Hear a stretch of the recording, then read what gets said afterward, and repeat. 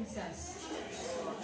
Gerda was obliged to rest again, and just opposite the place where she sat, she saw a great crow come hopping across the snow towards her. He stood looking at her for some time, and then he wagged his head and said, "Caw, caw, good day, good day." He pronounced the words as plainly as he could, because he meant to be kind to the little girl, and then he asked her where she was going, all alone in the wide world. The word alone Gerda understood very well, and knew how much it expressed. So she told the crow the whole story of her life and adventures, and asked him if he had seen little Kay. The crow nodded his head very gravely and said, "Perhaps I have. It may be." "No, do you think you have?" cried little Gerda, and then she kissed the crow and hugged him almost to death with joy. "Gently, gently," said the crow. "I believe I know. I think it may be little Kay, but he has certainly forgotten you by this time for the princess." "Does he live with a princess?" asked Gerda. "Yes, listen," replied the crow. "But it is so difficult to speak your language. If you understood the crow's language, then I can explain it better. Do you?" "No, I have never learnt it," said Gerda, "but my grandmother understands it, and used to speak it to me. I wish I had learnt it." "It does not matter," answered the crow. "I will explain as well as I can, although it will be very badly done." And he told her what he had heard. "In this kingdom where we now are," said he, "there lives a princess, who is so wonderfully clever that she has read all the newspapers in the world, and forgotten them too, although she is so clever. A short time ago, as she was sitting on her throne, which people say is not such an agreeable seat as is often supposed, she began to sing a song which commenced in these words: "Why should I not be married?" "Why not indeed?" said she, and so she determined to marry if she could find a husband who knew what to say when he was spoken to, and not one who could only look grand, for that was so tiresome. Then she assembled all her court ladies together at the beat of the drum, and when they heard of her intentions, they were very much pleased. "We are so glad to hear it," said they. "We were talking about it ourselves the other day." "You may believe every word I tell you is true," said the crow, "for I have a tame sweetheart who goes freely about the palace, and she told me all this." Of course his sweetheart was a crow, for birds of a feather flock together, and one crow always chooses another crow. Newspapers were published immediately, with a border of hearts, and the initials of the princess among them. They gave notice that every young man who was handsome was free to visit the castle and speak with the princess, and those who could reply loud enough to be heard when spoken to were to make themselves quite at home at the palace, but the one who spoke best would be chosen as a husband for the princess. "I went myself to see them," said the crow. "They were hungry and thirsty, for at the palace they did not even get a glass of water. Some of the wisest had taken a few slices of bread and butter with them, but they did not share it with their neighbours. They thought if they went into the princess looking hungry, then there would be a better chance of themselves." "But Kay, tell me about little Kay," said Gerda. "Was he amongst the crowd?" "Stop a bit, we are just coming to him. It was on the third day. There came marching cheerfully along to the palace a little personage, without horse or carriage, his eyes sparkling like yours. He had beautiful long hair, but his clothes were very poor." "That was Kay," said Gerda joyfully. "Oh, then I have found him," and she clapped her hands. "He had a little knapsack on his back," added the crow.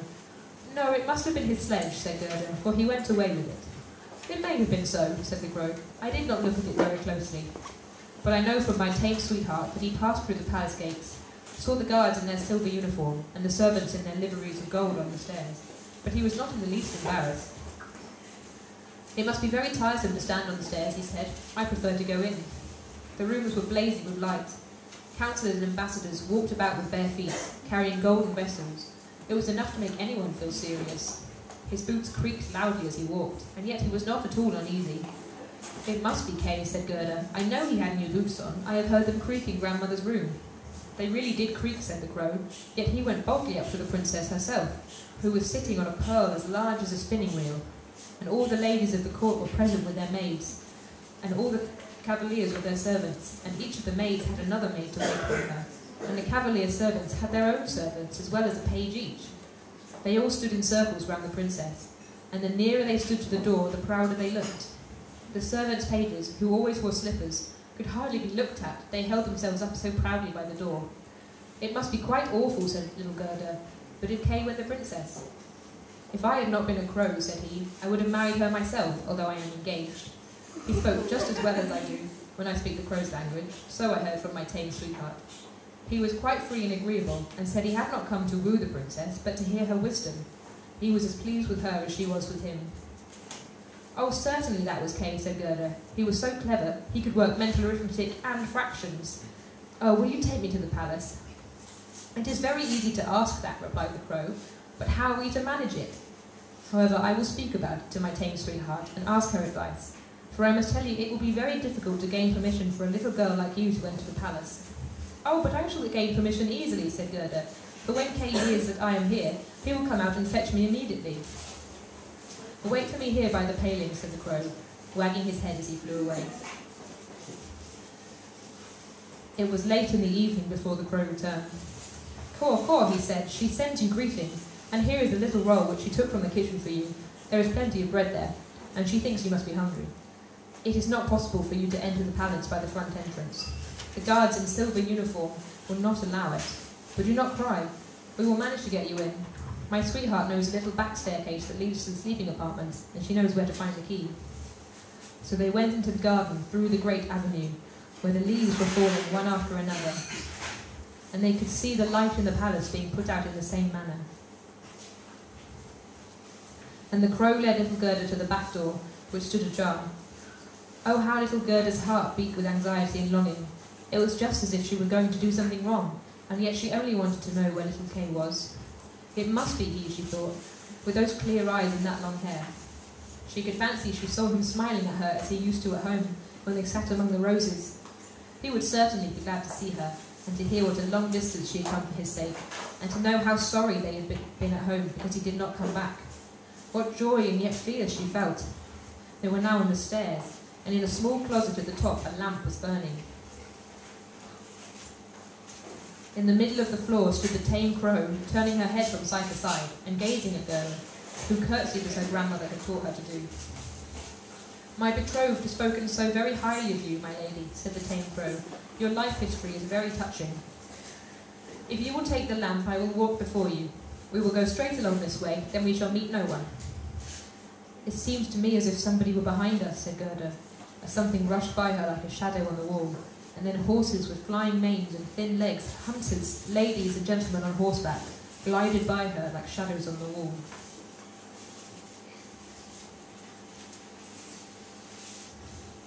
"They are only dreams," said the crow. "They are coming to fetch the thoughts of the great people out hunting. All the better, for we shall be able to look at them in their beds more safely. I hope that when you rise to honour and favour, you will show a grateful heart." "You may be quite sure of that," said the crow from the forest. They now came into the first hall, the walls of which were hung with rose-coloured satin, embroidered with artificial flowers. Here the dreams again flitted by them, but so quickly that Gerda could not distinguish the royal persons. Each hall appeared more splendid than the last. It was enough to bewilder anyone. At length they reached a bedroom. The ceiling was like a great palm tree, with glass leaves of the most costly crystal, and over the centre of the floor 2 beds, each resembling a lily, hung from a stem of gold. One, in which the princess lay, was white, the other was red, and in this Gerda had to seek for little Kay. She pushed one of the red leaves aside and saw a little brown neck. Oh, that must be Kay. She called his name out quite loud and held the lamp over him. The dreams rushed back into the room on horseback. He woke and turned his head round. It was not Kay.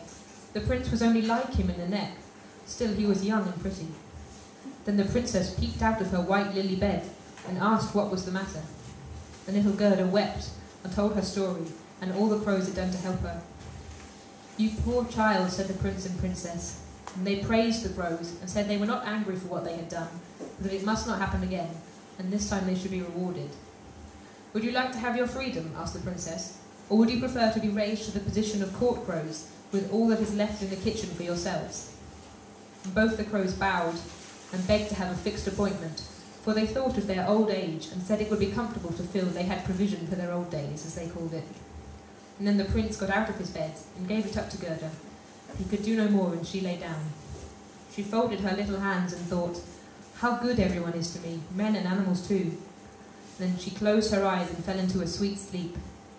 All the dreams came flying back again to her, and they looked like angels, and one of them drew a little sledge on which sat Kay and nodded to her.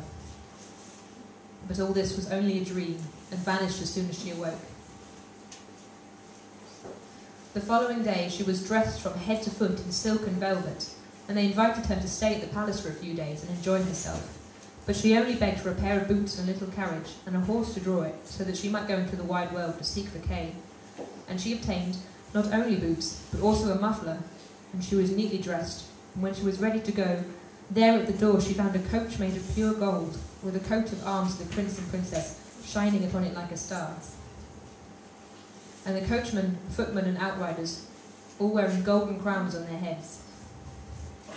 The prince and princess themselves helped her into the coach and wished her success. The forest crow, who was now married, accompanied her for the first 3 miles, and he sat by Gerda's side, as he could not bear riding backwards. The tame crow stood in the doorway, flapping her wings. She could not go with them, because she had been suffering from a headache ever since the new appointment, no doubt from eating too much. The coach was well stored with sweetcakes, and under the seat were fruit and gingerbread nuts. "Farewell, farewell," cried the prince and princess, and little Gerda wept, and the crow wept, and then, after a few miles, the crow also said farewell, and this was the saddest parting. However, he flew to a tree, and stood flapping his black wings as long as he could see the coach, which glittered in the bright sunshine.